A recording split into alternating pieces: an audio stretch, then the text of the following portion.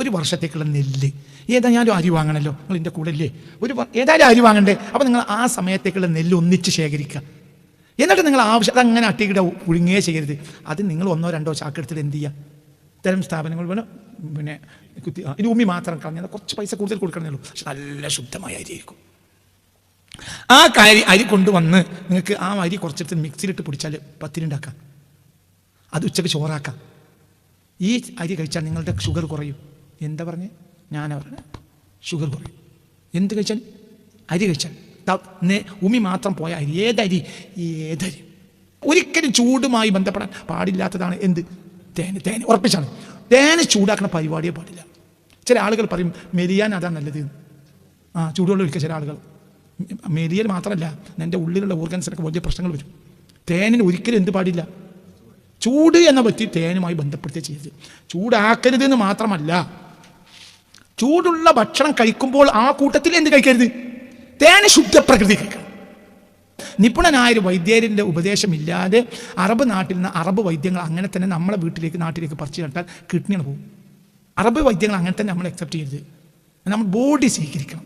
അതന്നെ കുറച്ച് സമയം എടുക്കും. ഇപ്പോൾ ഭാഷ പോലെ തന്നെ ഇപ്പോൾ മലയാള ഭാഷ നിങ്ങളൊരു 2-3 മാസം തൃശ്ശൂർ പോയാൽ നിങ്ങൾ മലപ്പുറം ഭാഷ തന്നെ പറയുള്ളൂ. പിന്നെ ഒരു 4-5 മാസം കഴിഞ്ഞാൽ 2-3 മാസം കഴിഞ്ഞാൽ പിന്നെ നിങ്ങളും എന്തുട്രേ നിങ്ങൾ തന്നെ പറയും തുടങ്ങും. ചില പാടില്ലാത്ത ഭക്ഷണങ്ങൾ പറയാം. ഒന്ന് മത്സ്യം, പാല് പരസ്പരം പാടില്ല. മത്സ്യം, പാല് എന്താ ഉണ്ടാകുക?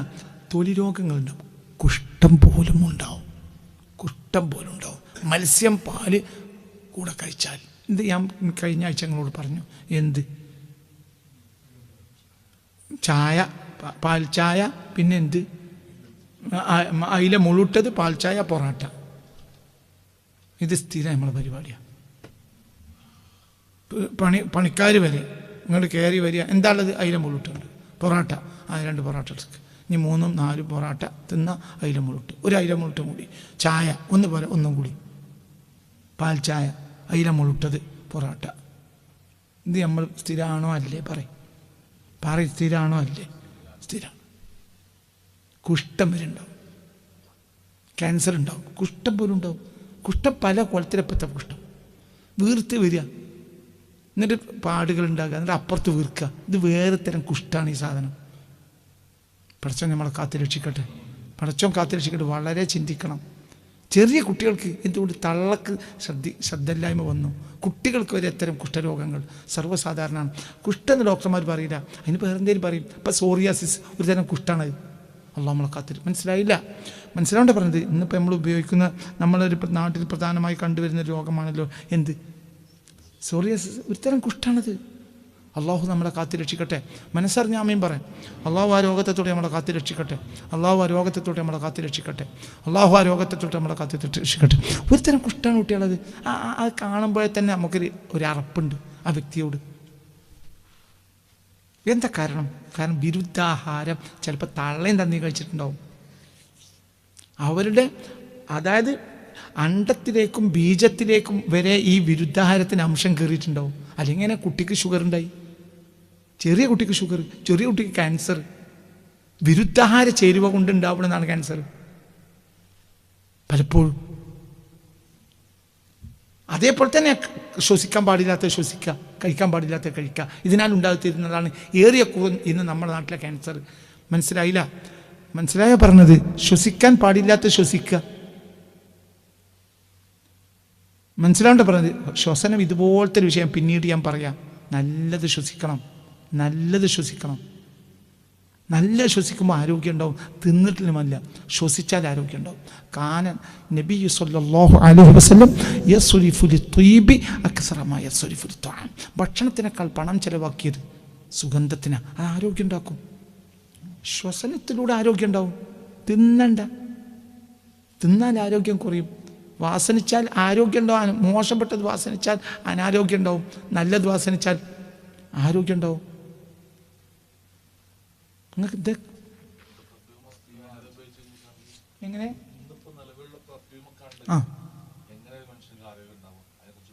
100% അത് തെറ്റാണ് സംഗതിയാണ്. ഇന്നത്തെ പെർഫ്യൂംസ് കിട്ടും, പക്ഷെ ഭയങ്കര പൈസയാണ്. ഇന്ന് സാധാരണ അങ്ങാടി വരുന്ന അതൊക്കെ വളരെ പ്രയാസമാണ്. അത് വേറൊരു വിഷയമാണ്. ഇന്നത്തെ പെർഫ്യൂംസ് എന്ന് പറയുന്നത് നല്ല ശതമാനം എന്താണ് 99% പെർഫ്യൂംസും കൃത്രിമമാണ്. അത് വേറൊരു വിഷയമാണ്. അത് പിന്നൊരിക്കൽ ഞാൻ പറയാം.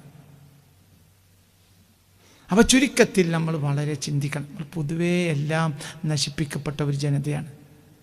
അള്ളാഹു നമ്മളെ കാത്തുരക്ഷിക്കട്ടെ. അപ്പോൾ ഇതൊക്കെ നമ്മൾ ശ്രദ്ധിച്ചാൽ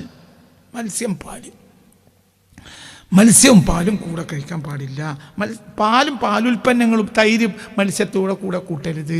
പിന്നെ മോര്, തൈര്, പാല്, ഐസ്ക്രീം, പിന്നെ ഫിഷ് ബിരിയാണി അത് കഴിഞ്ഞിട്ടോ അതേപോലെ പാടില്ലാത്തതാണ് ഫ്രൂട്ട്സ്.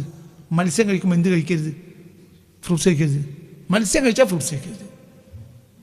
മത്സ്യം കഴിച്ചാൽ ഫ്രൂട്ട്സ് കഴിക്കരുത്. ഒരു ബോധവും ഇല്ല. നല്ല മീൻ ബിരിയാണി കഴിക്കുക, പിന്നെ കൊണ്ടുവന്ന് വെക്കുക. ഈ കൊണ്ടുവന്ന് വെക്കണ ഇവനൊരു അന്തം വേണ്ട. എന്നിട്ട് ഇതെല്ലാവരും തിന്നുക. എന്നിട്ട് നമ്മൾ അൽഹംദുലില്ലാഹ് എന്ന് പറഞ്ഞ പിരിയ. എന്ത് തിന്നാലും പറയാൻ പറ്റിയൊരു വാക്കാണല്ലോ എന്ത്. അൽഹംദുലില്ലാഹ്. നമ്മൾ ശരീരത്തെ കൊല്ലുക. അത് അള്ളാഹു ഇഷ്ടപ്പെടാത്തതാ. മനസ്സിലാവണ്ട പറഞ്ഞത്. അപ്പം ഫ്രൂട്ട്സ് വെക്കണമെങ്കിൽ മത്സ്യം നീ ഒഴിവാക്കണം. മത്സ്യം ഒഴിവാക്കിയാൽ ഞാനത് കുറേ കൊല്ലങ്ങളായി ശ്രദ്ധിക്കുന്നൊരു സംഗതിയാണ്. അപ്പം ഫ്രൂട്ട്സ് ഉണ്ടെങ്കിൽ മത്സ്യം ഒഴിവാക്കും. മത്സ്യം കഴിക്കൂല. മത്സ്യം കഴിച്ചാൽ ഫ്രൂട്ട്സും കഴിക്കൂല. മത്സ്യം കഴിച്ചാൽ ചായ കഴിക്കൂല. മത്സ്യം ചായ വെച്ച് പാല് മാത്രമല്ല, മത്സ്യത്തിലേക്ക് എന്ത് പറ്റൂല? ചായപ്പൊടിയും മത്സ്യവും ചേരൂല. ചായപ്പൊടിയും മത്സ്യവും ചേരൂല. അതായത് പാല് വേറെ, അതായത് 2 കണ്ടന്റാണ് ദോഷപ്പെട്ട കണ്ടന്റ് മത്സ്യവുമായി. അതൊക്കെ പറഞ്ഞാൽ മനസ്സിലായില്ല.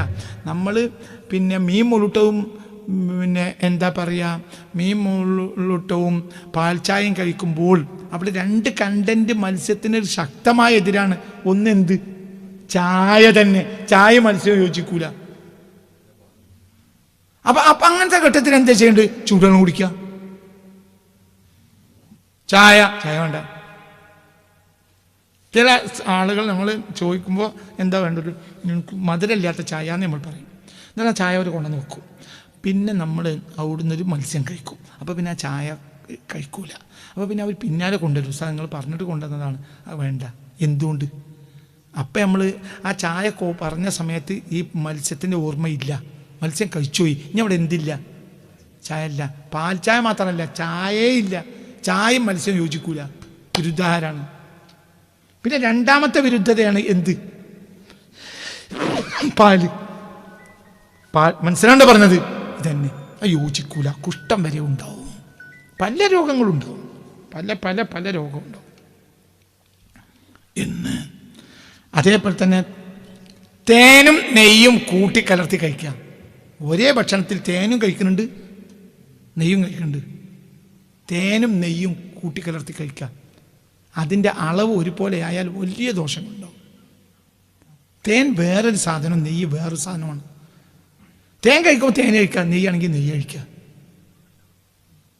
ഇപ്പം രാവിലെ നമ്മൾ ഒരു പത്തിരി നല്ല എന്തെന്ന് പറയാൻ, നമ്മളെ ഈ പീടിയിൽ നിന്ന് വാങ്ങുന്ന അരിയല്ല. ഞങ്ങളോട് പറയാം, നിങ്ങൾ ദയവായി ശ്രദ്ധിക്കേണ്ട ഒരു കാര്യം, നിങ്ങൾക്ക് നെല്ലില്ലെങ്കിൽ കൊയ്ത്ത് നടക്കുന്ന കാലത്ത് പാടത്ത് പോയിട്ട് എന്ത് വാങ്ങാം?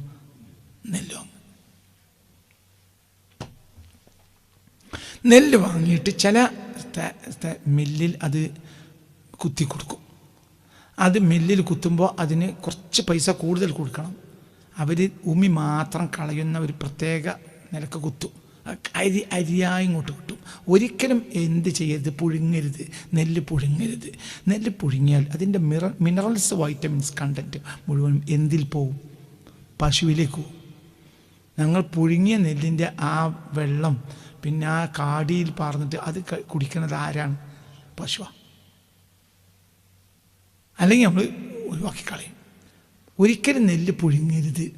നെല്ല് പുഴുങ്ങിയാൽ ദഹനത്തിന് നേരം വൈകും. ബ്രിട്ടീഷുകാരാണ് ഈ സമ്പ്രദായങ്ങളൊക്കെ കൊണ്ടുവന്നത്. നെല്ല് പുഴുങ്ങുന്ന സമ്പ്രദായം. നെല്ല് പുഴുങ്ങിയാൽ എന്ത് ചെയ്യാൻ പറ്റും? മനസ്സിലായില്ല. പഴയ കാലത്തെ ജമ്മികൾ ബ്രിട്ടീഷുകാരൊക്കെ അവരൊക്കെ അത് ചെയ്തിട്ടുണ്ട്. എന്തുകൊണ്ട്? ഒരു ഭക്ഷണം കഴിച്ചാൽ വൈകുന്നേരം വരെ എന്താവില്ല, ദഹനക്കുറവുണ്ടാവും. നെല്ല് പുഴുങ്ങനെ ചെയ്യരുത്. പുഴുങ്ങുന്ന ഒരു സമ്പ്രദായം നമ്മൾ ഈ നാട്ടിലേ ഉള്ളൂ. നെല്ല് പുഴുങ്ങ കഴിഞ്ഞു, അതിൻ്റെ മിനറൽസ് വൈറ്റമിൻസ് മുഴുവനും പുഴുങ്ങിയ വെള്ളത്തിലെടുത്ത് പോകും. പുഴുങ്ങരുത്. നിങ്ങൾ നെല്ല് വാങ്ങുക. മനസ്സിലായോ പറഞ്ഞത്? ഏകദേശം ഒരു എന്താ പറയുക, വൃശ്ചികം ധനു ആവുമ്പോൾ തന്നെ അന്വേഷിക്കുക. മകരത്തിൽ കയറരുത്. വൃശ്ചികം 2 വാരം കഴിഞ്ഞാൽ തന്നെ കൊയ്ത്ത് തുടങ്ങും നമ്മുടെ നാടുകളിലൊക്കെ. എന്നിട്ട് എന്ത് ചെയ്യുക? അത് കൊണ്ടുവന്ന് ഒരു വർഷത്തേക്കുള്ള നെല്ല്, ഏതായാലും അരി വാങ്ങണമല്ലോ, നിങ്ങൾ എൻ്റെ കൂടെ ഇല്ലേ? ഏതായാലും അരി വാങ്ങണ്ടേ? അപ്പം നിങ്ങൾ ആ സമയത്തേക്കുള്ള നെല്ല് ഒന്നിച്ച് ശേഖരിക്കുക. എന്നിട്ട് നിങ്ങൾ അതങ്ങനെ അട്ടിക്കിട പുഴുങ്ങേ ചെയ്യരുത്. അത് നിങ്ങൾ 1-2 ചാക്കെടുത്തിട്ട് എന്ത് ചെയ്യുക? ഇത്തരം സ്ഥാപനങ്ങൾ പിന്നെ ഇനി ഉമ്മി മാത്രം കളഞ്ഞാൽ കുറച്ച് പൈസ കൂടുതൽ കൊടുക്കണമെന്നേ ഉള്ളൂ. പക്ഷെ നല്ല ശുദ്ധമായ അരിയായിരിക്കും. ആ അരി കൊണ്ടുവന്ന് നിങ്ങൾക്ക് ആ അരി കുറച്ചെടുത്ത് മിക്സിയിലിട്ട് പൊടിച്ചാൽ പത്തിരി ഉണ്ടാക്കാം. അത് ഉച്ചക്ക് ചോറാക്കാം. ഈ അരി കഴിച്ചാൽ നിങ്ങളുടെ ഷുഗർ കുറയും. എന്താ പറഞ്ഞേ? ഞാനാ പറഞ്ഞത്. ഷുഗർ കുറയും. എന്ത് കഴിച്ചാൽ? അരി കഴിച്ചാൽ. ഉമി മാത്രം പോയ അരി. ഏതരി? അരിയാണോ അരി? ഇന്ന അരിന്ന്. ഇപ്പം ഷുഗറിന് മാത്രം പറ്റിയ ചില അരികളുണ്ട്, പുതിയതായി വരുന്നുണ്ട്. അതല്ല, നമ്മളെ നാട്ടിലുണ്ടാക്കുന്ന നെല്ലിൻ്റെ അരി. ആ അരിയിൽ എന്തുണ്ടാവണം? പൂർണ്ണമായി എന്തുണ്ടാകണം? തവിടുണ്ടാകണം. പൂർണ്ണമായി തവിടുണ്ടാകണം. മിക്സിയിലിട്ടൊന്ന് പൊടിക്കുക. പറയുന്നുണ്ട് മൂസക്കുട്ടി, നേരെ മനസ്സിലാവേണ്ട പറഞ്ഞത്. ഇതൊന്നും നടക്കൂലേ നമുക്ക്? ഇത് നടക്കുമല്ലേ?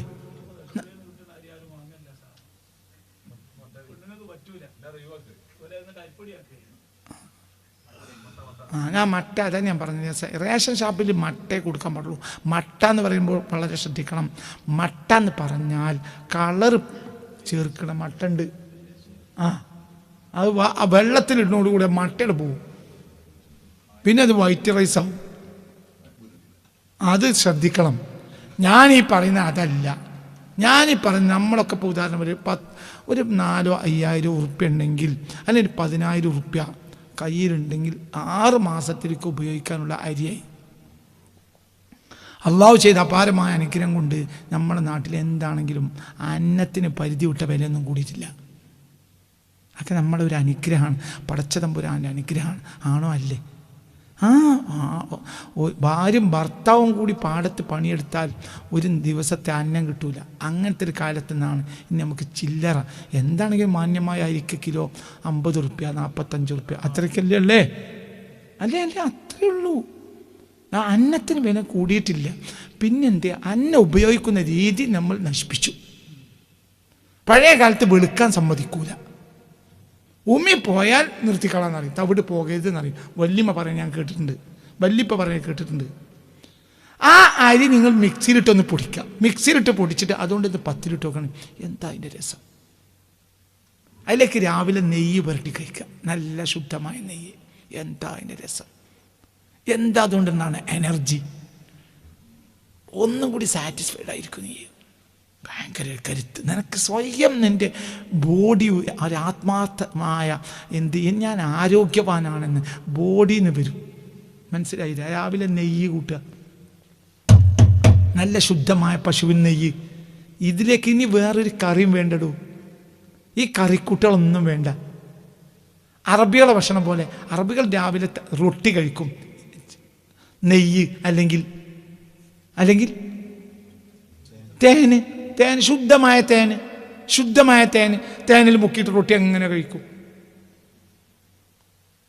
മതി. നമ്മൾ എന്തിനാണുള്ള ഈ കറിക്കൂട്ടുകളൊക്കെ ഉണ്ടാക്കുന്നത്? തേന് അല്ലെങ്കിൽ നെയ്യ്. തേൻ എനിക്ക് ഷുഗറാണ്, പറ്റൂല. ആയിക്കോട്ടെ, നെയ്യ് മനസ്സിലാണോ? നെയ്യ് ഉപയോഗിച്ചോ, നല്ല ശുദ്ധമായ നെയ്യ്. മനസ്സിലായോ പറഞ്ഞത്? ഏതരി? നല്ല അരി. ഇത് അതേ അരി കൊണ്ട് തന്നെ ഉച്ചക്ക് ചോറ് വെക്കുക. എൻ്റെ ബോഡിയിൽ കുറച്ച് കാലം ശ്രദ്ധിച്ചാൽ മതി, ഷുഗർ പോകും. യാതൊരു പേടിക്കണ്ട, ഷുഗർ കുറയും. കാരണം ഇതിൻ്റെ മുഴുവൻ വൈറ്റമിൻസും മിനറൽസും എൻ്റെ ഉള്ളിൽ കയറും. ഇത് സ്റ്റാർച്ച് മാത്രമേ ഉള്ളൂ. അതിൽ ഈ ഷുഗർ കണ്ടൻ്റ് അല്ലാതെ വേറെ ഒന്നും ഇന്ന് നമ്മൾ ഉപയോഗിക്കുന്ന അരിയിൽ ഇല്ല എന്ന് മാത്രമല്ല, നമ്മളെ പുതിയ മക്കൾക്ക് അതല്ലാതെ പറ്റൂല. അതല്ലേ ഈ പറഞ്ഞ്, അതായത് മട്ടരി കുട്ടികൾക്ക് പറ്റൂല, അതല്ലേ പറഞ്ഞ്. അത് വളരെ ശ്രദ്ധിക്കണം. ഒരാൾ അത് സത്യമാണ്. എൻ്റെ ഭാര്യയ്ക്ക് ഇരിക്കുന്ന കൂട്ടത്തിലുണ്ട്. അവർ ചോദിക്കും, ഞാൻ ഈ ഒരാളുടെ അരിയെ കഴിക്കുള്ളൂ, മറ്റേ കുട്ടിയൊക്കെ പറ്റൂല. ഒരു കഴിക്കൂല, ഞാൻ കഴിക്കും, ഞാൻ ഉച്ചക്കഥ കഴിക്കാം. അത് മുരിപ്പാണ്. ഞാൻ കഴിക്കണ ചോറിന് ഒരു സുഖം ഉണ്ടാവില്ല, പക്ഷെ ആരോഗ്യം ഉണ്ടാവില്ല. ഞാൻ കഴിക്കുന്ന ചോറ് കുറച്ച് ബാക്കി ഉണ്ടായാൽ ആരും അത് വരെ കഴിക്കൂല. എൻ്റെ ഭാര്യ കഴിച്ചെങ്കിൽ കഴിക്കും, വേറെ ആളും കഴിക്കൂല. എന്തുകൊണ്ട്? അതിനൊരു പറഞ്ഞല്ലോ ഇപ്പോൾ ഇവിടെ സൈന് പറഞ്ഞല്ലേ, ഒരു മുരിപ്പാണ്. ആ മുരിപ്പുണ്ടാവും, എൻ്റെ ഉള്ളിൽ പോയാൽ എനിക്ക് ആരോഗ്യം ഉണ്ടാവും. ഒരല്പം പോലും തവിട് കളയരുത്. തവിട് എന്ന് പറഞ്ഞാൽ പടച്ച തമ്പുരാൻ്റെ ഒരു അനുഗ്രഹമാണ് തവിട്. ഭയങ്കര ആ സാധനങ്ങളൊക്കെ അനുഗ്രഹം. നിങ്ങൾക്കറിയോ, പഴയ കാലത്ത് നമ്മുടെ നാട്ടിൽ ചക്കക്കുരു എൻ്റെ ഒന്നിങ്ങനെ പഠിക്കും, ഒന്നിങ്ങനെ കത്തിയോണ്ട് ഒന്നിങ്ങനെയും കാട്ടും, ഒന്നിങ്ങനെയും കാട്ടും. 2 കഷ്ണമാക്കി മുറിച്ചിട്ടുണ്ട്. ഒന്നിട്ട് കഴുകും, കൊണ്ടിട്ട് എന്ത് ചെയ്യും, അടുപ്പത്തിടും. അതാണ് കറി അല്ലേ. അതിൽ 3/4 ഭാഗം തവിടിൻ്റെ തൂവ്. പിന്നെ ചക്കക്കുരുവിനും 2 കോട്ടിങ് ഉണ്ട്. ഒരു പ്ലാസ്റ്റിക് പോലത്തെ ഒരു കോട്ടിങ് ഉണ്ട്, ഉമി പോലത്തെ ഒരു കോട്ടിങ് ഉണ്ട് പുറത്ത്. അത് മാത്രം കളഞ്ഞാൽ മതി. അത് സ്വയം നാവ് കളയും ചെയ്യും. അതിന് ശേഷമുള്ളതാണ് എന്ത്, അത് ക്യാൻസറിന് മരുന്ന്. ചക്കക്കുരു. ഞാൻ ഈ അടുത്ത ദിവസം ഒരു വീടിന് കുറ്റിയടിക്കാൻ വേണ്ടി പോയപ്പോൾ ആ വീട്ടിൻ്റെ പറമ്പിൽ ചക്ക വീണ് കിടക്കുക. ചക്ക എന്നോ വീണിട്ട് ചക്കക്കുരു പറമ്പ് നിറയെ. സുബ്ഹാനല്ലാഹ്, ഏറ്റവും നല്ല ഔഷധമാണ് എന്ത്, ചക്കയും ചക്കക്കുരു. ഒരു ദിവസം ഞാൻ എന്താ പറയുക, പെരിന്തൽമണ്ണക്കടുത്തൊരു സ്ഥലത്ത് വെച്ച് തൃപ്പഞ്ചി പിന്നെ അത്തിപ്പറ്റ വൈദ്യുതിനും ഞാനൊരു സ്ഥലത്ത് ഒരുമിച്ച് കൂടി. അപ്പോൾ അങ്ങനെ സംസാരിക്കുന്നതിനിടയിൽ പറഞ്ഞു, നിങ്ങൾ എല്ലാ സ്ഥലത്തും പ്രസംഗിക്കണം. ചക്കക്കുരു ഈ 2 സാധനത്തെ അവഗണിച്ചതാണ് മലയാളത്തിൽ കരയിൽ രോഗമുണ്ടാകാൻ കാരണം എന്ന് സ്ഥിരമായി പ്രസംഗിക്കണേ എന്ന് എന്നോട് പറഞ്ഞു. മനസ്സിലായില്ല. ചക്കക്കുരു ഈ 2 സാധനമാണ് നമ്മുടെ മുൻ തലമുറകൾ ഇവിടെ ആരോഗ്യത്തോടുകൂടെ നിലനിർത്തി. അവർക്ക് തിന്നാനൊന്നുമില്ല, അതുകൊണ്ട് ആദ്യം അവർ കഴിച്ചു. അവർക്ക് എന്തുണ്ടായിരുന്നു, ആരോഗ്യം. നമ്മൾ പാടെ അവഗണിച്ചു.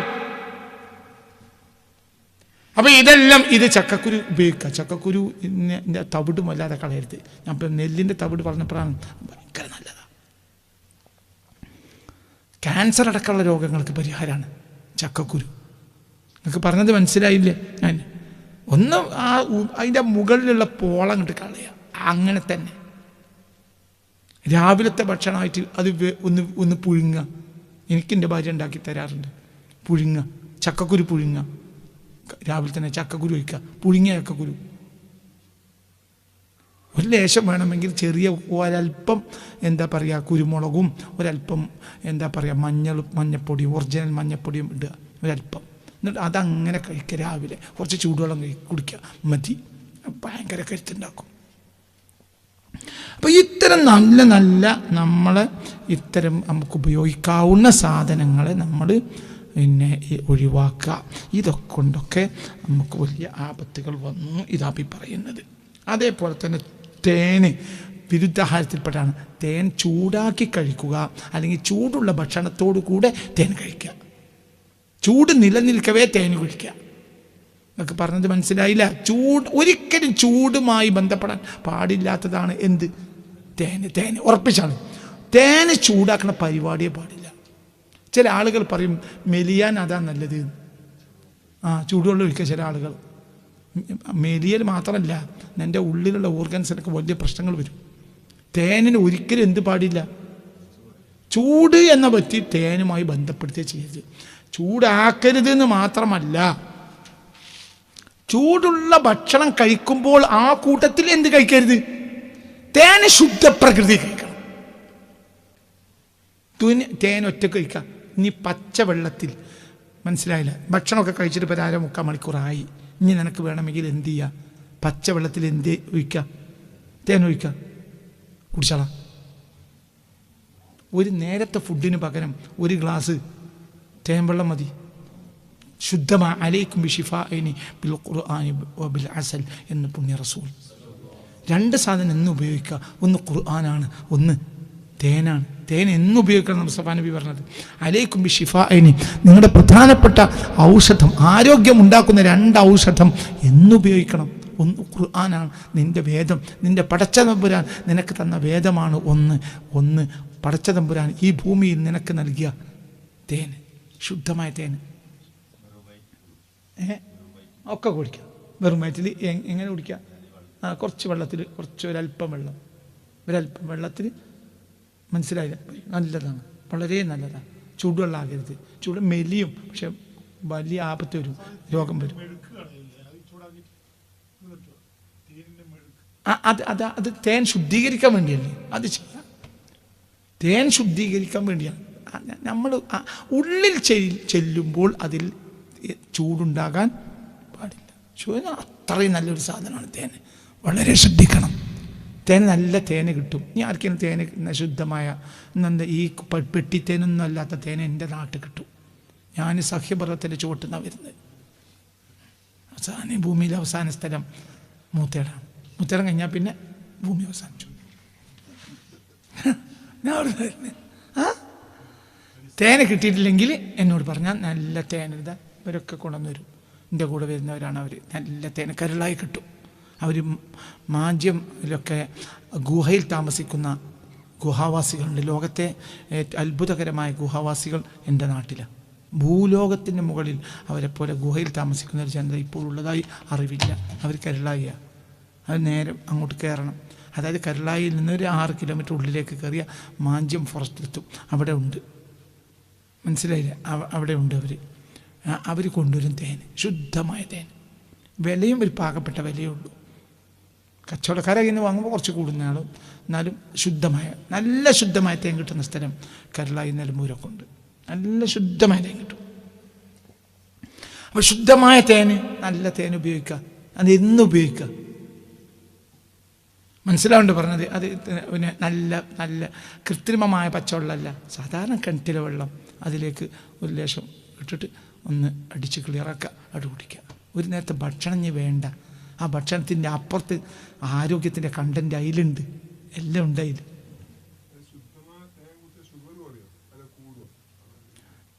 തേനും ഷുഗറും തമ്മിലൊന്നും ഒരു വലിയ ബന്ധമൊന്നുമില്ല. പരിധി വിട്ട് കുടിക്കരുതെന്നേ ഉള്ളൂ. ഷുഗർ കയറിയാനുള്ള വഴികൾ വേറെ ഉണ്ട്.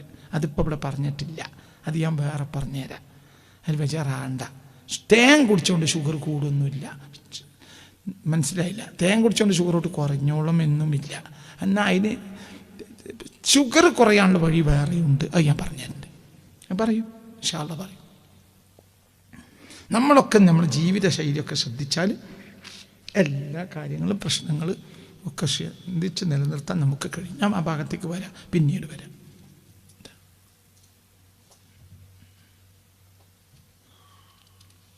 അപ്പൊ ചുരുക്കത്തിൽ ഇത്തരം ശരീരത്തിലെ ത്രിദോഷങ്ങളെ പ്രകോപിപ്പിക്കുകയും എന്നാൽ ശരീരത്തിൽ നിന്ന് അവയെ പുറന്തള്ളാതിരിക്കുകയും ചെയ്യുന്നതും ശരീരത്തിലെ ധാതുക്കളോട് വിപരീതമായി പ്രവർത്തിക്കുന്ന ആഹാരങ്ങളെ വിരുദ്ധാഹാരം എന്ന് പറയുന്നു. ചരക സംഹിതയിൽ നിന്ന് 18 തരം വിരുദ്ധാഹാരങ്ങളെ ചരക സംഹിത ചില സൂത്രങ്ങളായി പറയുന്നുണ്ട്. അതിൽ നിന്ന് കാര്യങ്ങളെ നമുക്ക് മനസ്സിലാക്കാം. 1, ദേശവിരുദ്ധം. വിരുദ്ധാഹാരം ചരക സംഹിതയിൽ നിന്ന് ദേശവിരുദ്ധം. അതായത് 18 തരം ചരക സംഹിതയിൽ 18 തരം വിരുദ്ധാഹാര സൂത്രങ്ങളെ പറയുന്നുണ്ട്. 1, ദേശവിരുദ്ധം.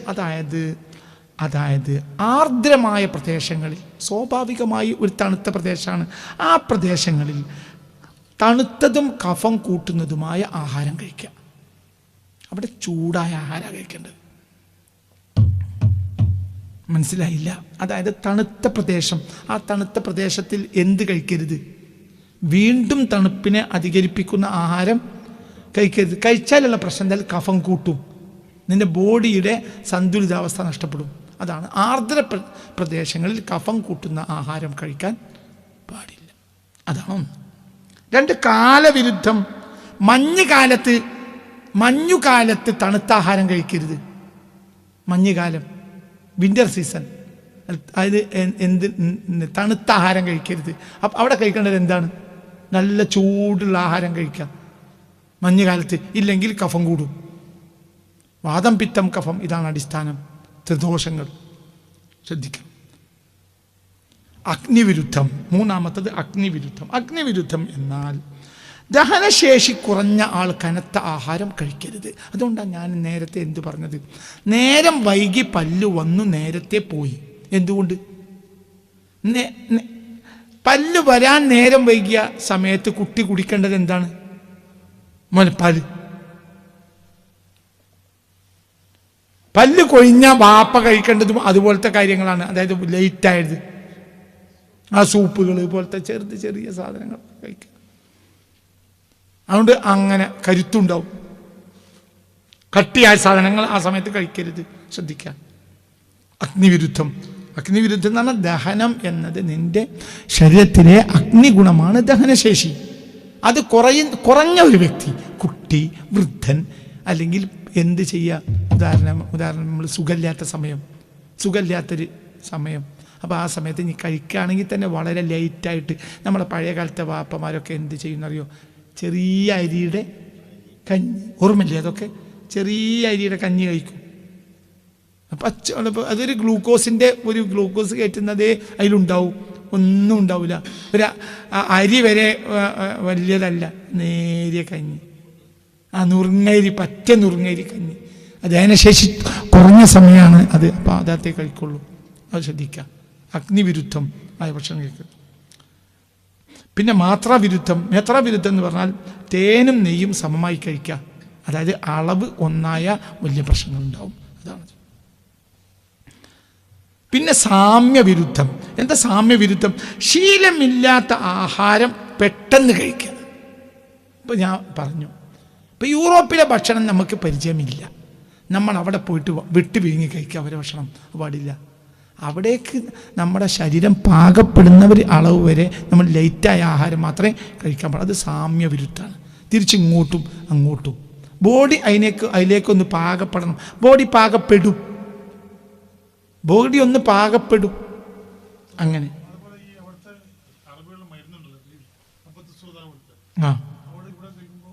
അതും പ്രശ്നം. ഈ ഹബ്ബത്ത് സൗദാനെ പറ്റിയും വളരെ ശ്രദ്ധിക്കണം കേട്ടോ.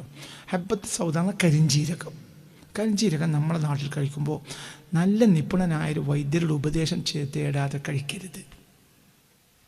അത് ദോഷം ചെയ്യും. അതെ അതൊക്കെ നല്ല നിപുണനായൊരു വൈദ്യരുടെ ഉപദേശമില്ലാതെ അറബ് നാട്ടിൽ നിന്ന് അറബ് വൈദ്യങ്ങൾ അങ്ങനെ തന്നെ നമ്മളെ നാട്ടിലേക്ക് പറിച്ചു നട്ടാൽ കിഡ്നിയാണ് പോകും. നമ്മളതും അവരും തമ്മിൽ പോകും. ഈ ഓർഗൻസിനൊക്കെ വലിയ വ്യത്യാസങ്ങളുണ്ട്.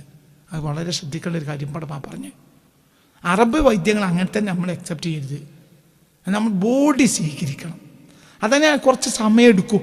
ഇപ്പം ഭാഷ പോലെ തന്നെ. ഇപ്പം മലയാള ഭാഷ നിങ്ങളൊരു 2-3 മാസം തൃശ്ശൂർ പോയാൽ ഞങ്ങൾ മലപ്പുറം ഭാഷ തന്നെ പറയുള്ളൂ.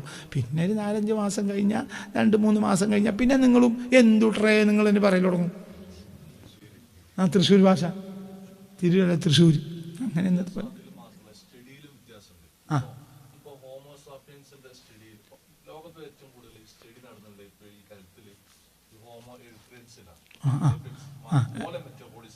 അതെ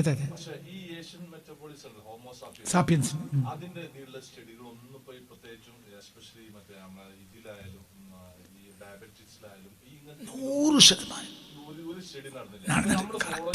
മുഴുവൻ ഈ ഹോമോ എറക്ടസിന്റെ അതാണ് നമ്മളിപ്പോൾ ഈ ഹോമോ സാപ്പിയൻസ് ഫോളോ ചെയ്യുന്നത്. കറക്റ്റ് ഇതൊക്കെ ഇതൊരു പ്രശ്നമാണ്. അതായത് കൊക്കേഷ്യൻസിൻ്റെ ബോഡിക്കനുസരിച്ചാണ് നമ്മളുടെ ഇപ്പോൾ ഈ പല ടാബ്ലറ്റുകളും പല മരുന്നുകളും ക്രമങ്ങളുമൊക്കെ യൂറോപ്യൻ പുസ്തകങ്ങളിൽ വന്ന ക്രമങ്ങളെല്ലാം ഹോമോ എറക്ടസിനനുസരിച്ചാണ്. നമ്മൾ ഏഷ്യക്കാർ ഹോമോ എറക്ടസ് അല്ല, നമ്മളാരാ? ഹോമോ സാപ്പിയൻസാണ്. ഹോമോ സാപ്പിയൻസിൻ്റെ ബ്ലഡ് തന്നെ വ്യത്യാസമാണ്. അവരെ ബ്ലഡും നമ്മളെ ബ്ലഡും വ്യത്യസ്തമാണ്. നമ്മൾ ആകട്ടെ അവരാണല്ലോ ശാസ്ത്രകാരന്മാരെന്ന് പറഞ്ഞിട്ട് അവരെ ഫോളോ ചെയ്യാണ്. അത് തന്നെ നമ്മൾക്ക് രോഗം ഉണ്ടാക്കും. ഭയങ്കര വ്യത്യാസമാണ്. അതാ യൂറോപ്പ് കൊക്കേഷ്യൻസിന്റെ ബോഡിയും നമ്മുടെ ബോഡിയും രണ്ടാണ്. അവരുടെ രീതിയും നമ്മുടെ രീതിയും രണ്ടാണ്. അവരുടെ ബോഡിയിലെ ചൂടും നമ്മുടെ ബോഡിയിലെ ചൂടും രണ്ടാണ്.